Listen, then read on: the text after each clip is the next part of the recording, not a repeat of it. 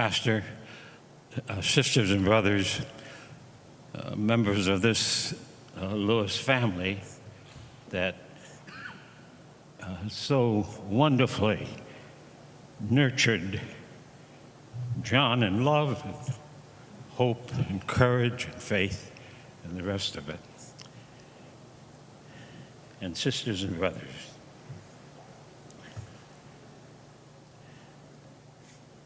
Czesław Miłosz, a Polish Catholic poet, sets the tone, at least in part for me, as John Lewis has journeyed from the eternity of this extraordinary, mysterious human race into the eternity that none of us know very much about. When he wrote this poem called Meaning, when I die, I will see the lining of the world, the other side, beyond bird, mountain, sunset.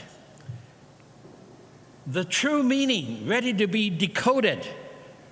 What never added up will now add up. What was incomprehensible will become comprehended.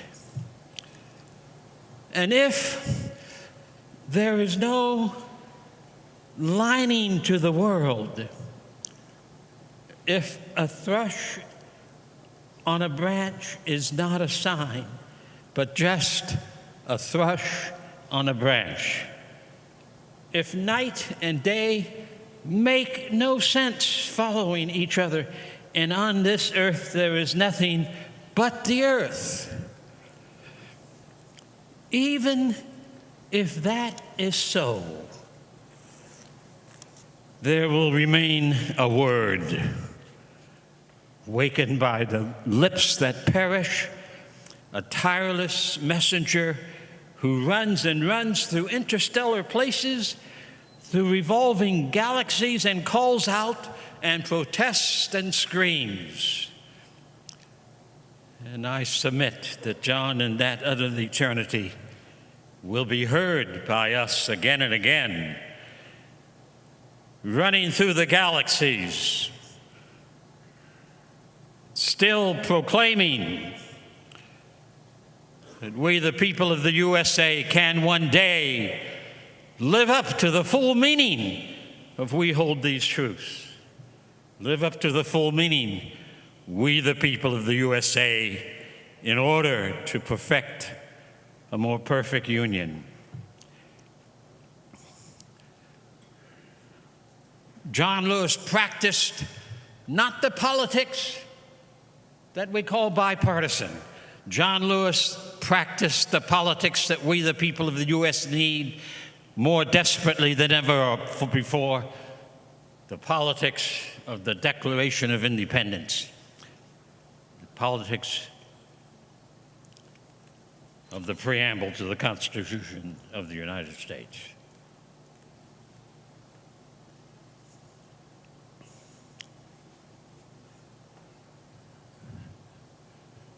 I've read many of the so-called civil rights books of the last 50 or 60 years about the period between 1953 and 1973. Most of the books are wrong about John Lewis.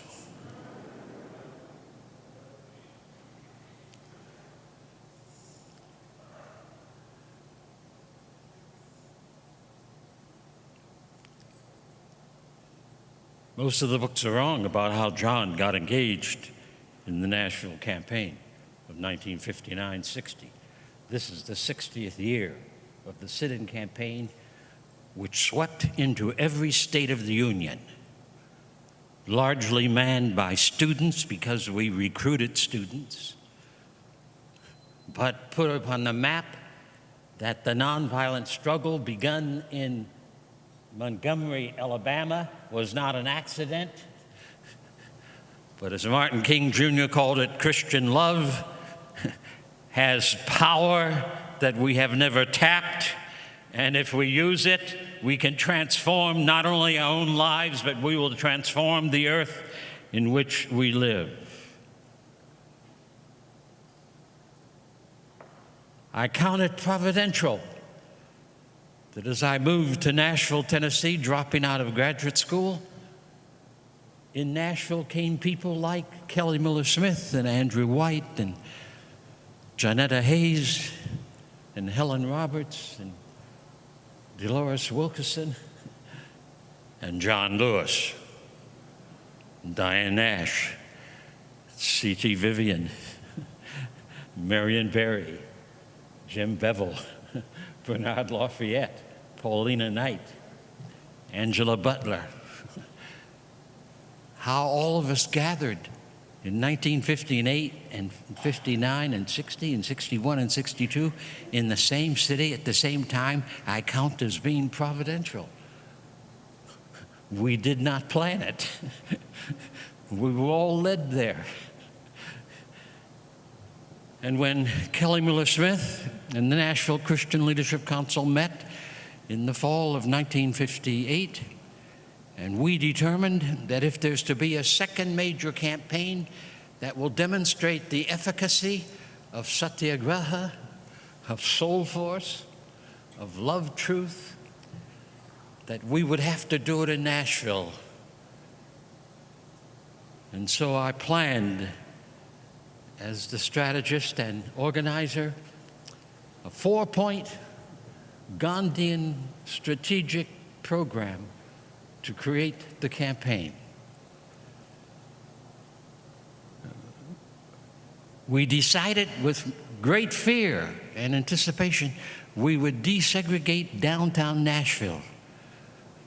No group of black people or other people anywhere in the United States in the 20th century against the rapaciousness of a segregated system ever thought about desegregating downtown. Tearing down the signs, renovating the waiting rooms, taking the immoral signs off of drinking fountains. But it was black women who made that decision for us in Nashville. I was scared to death when we made that decision. I knew nothing about how we were going to do this.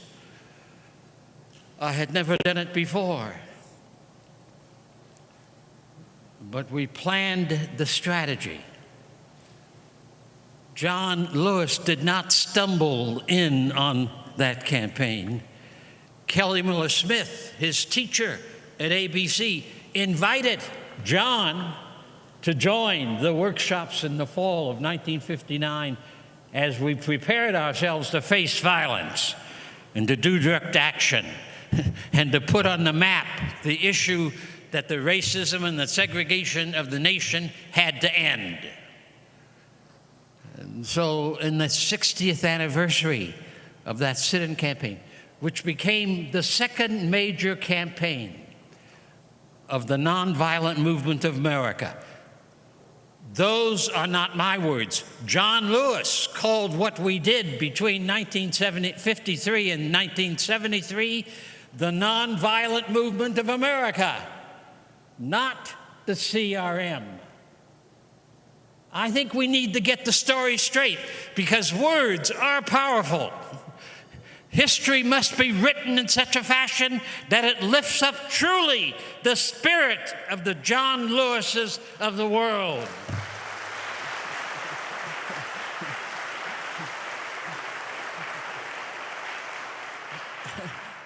And that's why I've chosen just to say a few words about it. Kelly Miller Smith invited John Lewis. I met a Fisk student who told me about a student from Chicago who wanted to do something about those vicious signs.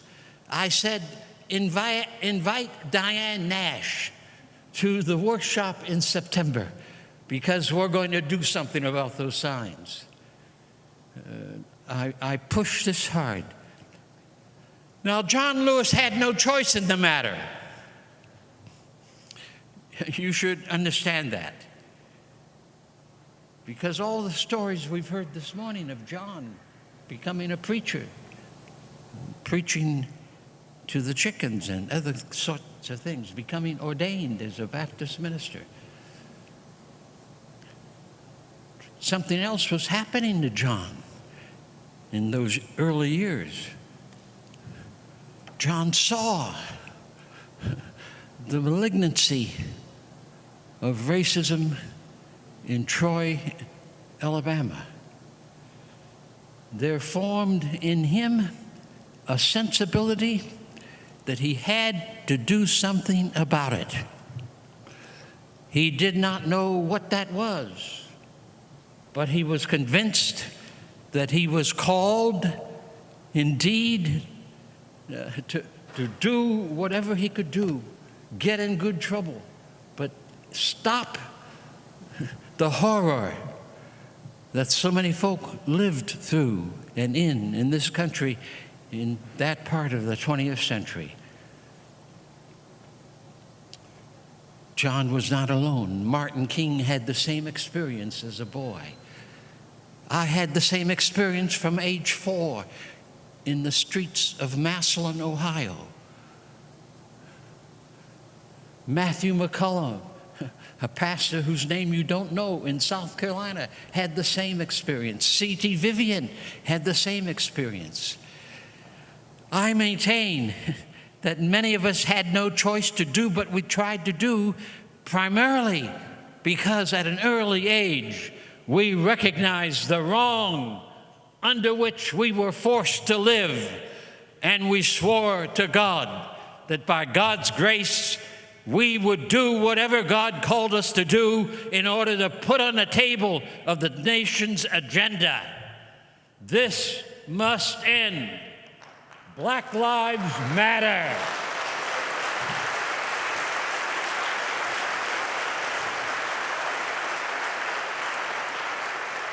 And so between 1953 and 1973, we had major campaigns year after year, thousands of demonstrations across the nation that supported it. We had folk in the Congress, folk in the White House, folks scattered across the United States who were beginning to formulate what the solutions are for change. The media makes a mistake when John is seen only in relationship to the Voting Rights Bill of '65. However important that is, you must not remember that in the '60s, Lyndon Johnson and the Congress of the United States passed the most advanced legislation on behalf of we, the people of the United States, that was ever passed. Head Start.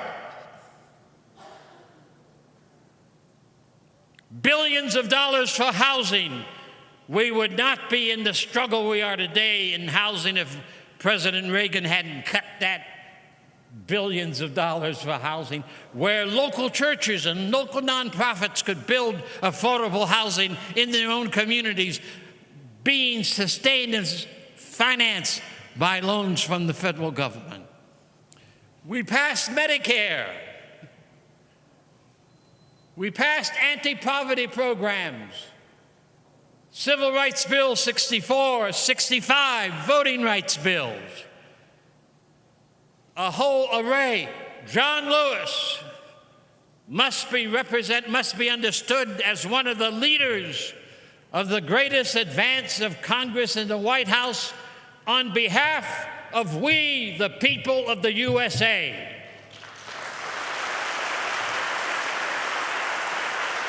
We do not need bipartisan politics if we're going to celebrate the life of John Lewis. We need the Constitution to come alive. We hold these truths to be self-evident. We need the Congress and the presidents to work unfalteringly on behalf of every boy and every girl, so that every baby born on these shores will have access to the tree of life. That's the only way to honor John Robert Lewis. No other way. Let all of us in this service today, let all the people of the USA determine that we will not be quiet as long as any child dies in the first year of life in the United States. We will not be quiet as long as the largest poverty group in our nation are women and children. We will not be quiet as long as our nation continues to be the most violent culture in the history of humankind.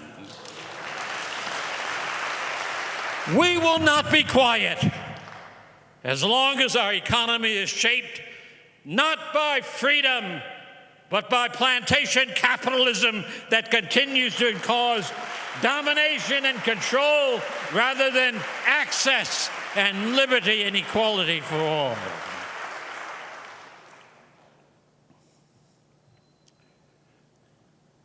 The forces of spiritual wickedness are strong in our land because of our history. We have not created them. John Lewis did not create them. We inherited them. But it's our task to see those spiritual forces. I've named them: racism, sexism, violence, plantation capitalism. Those poisons still dominate far too many of us in many different ways. John's life was a singular journey from birth through the campaigns in the South, and through Congress, to get us to see that these forces of wickedness must be resisted. Do not let our own hearts drink any of that poison. Instead, drink the truth of the life force. If we would honor and celebrate John Lewis's life, let us then recommit our souls, our minds, our hearts, our bodies, our strength to the continuing journey to dismantle the wrong in our midst,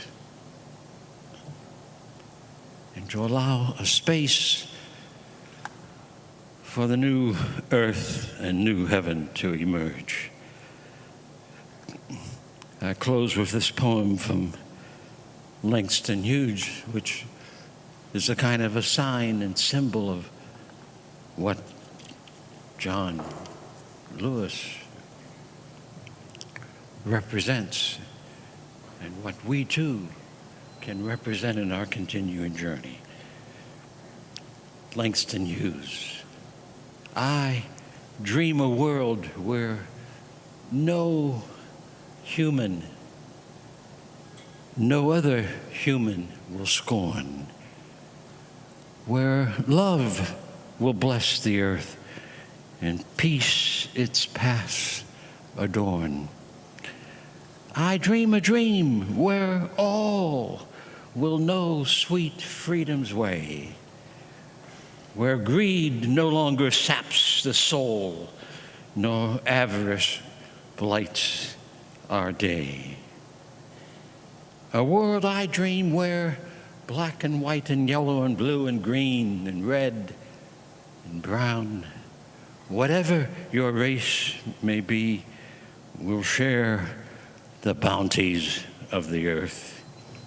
And every woman and man and boy and girl is free, where wretchedness hangs its head and joy, like a pearl, attends the need of all humankind.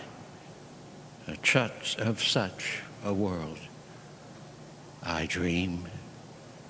Celebrate life, dream and labor for an Atlanta and Los Angeles and the United States and a world. That is to celebrate the spirit and the heart and the mind and soul of John Lewis. and to walk with him through the galaxies, seeking equality, liberty, justice, and the beloved community for all. Thank you.